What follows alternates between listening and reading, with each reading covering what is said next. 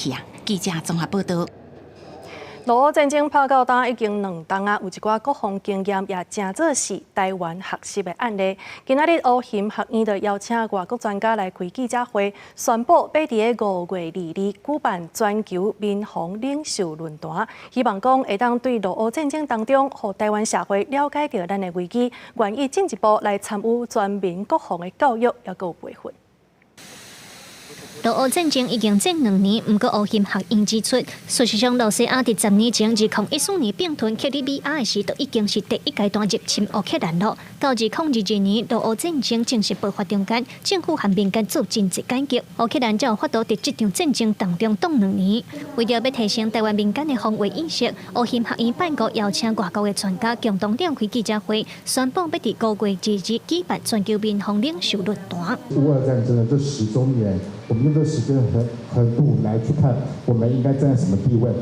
同时也是现代战争它的特性，它的高科技的应用这一部分，也是我们这次那个讲的重要主题。记者会现场的国际民防专家嘛提醒讲，在台海区域竞争当中，万不会爆发战争，台湾民间可能无像乌克兰有遐长的准备时间，台湾嘛要赶紧把过时的医疗器材也有急救的技巧拢换新。In Ukraine, we had 8 years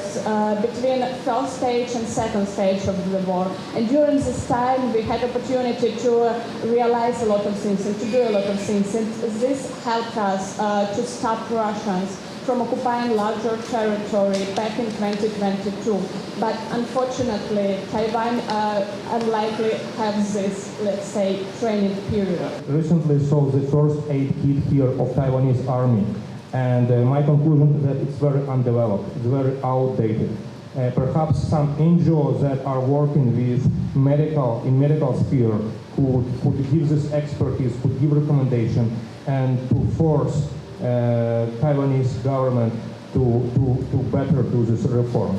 乌鑫学院表示，这场全球民防领袖论坛计将要讲5项主题，包括俄乌战争10年回顾、地缘政治、新形态战场的科技应用，也有民防准备等等，拢总要邀请20位国内外民防领袖来参与论坛，希望会当对俄乌战争的经验当中，互台湾民间认真看待咱家己的危机，然后愿意进一步参与全民国防的教育和培训。记者卢尚书、郑俊佑台北报道。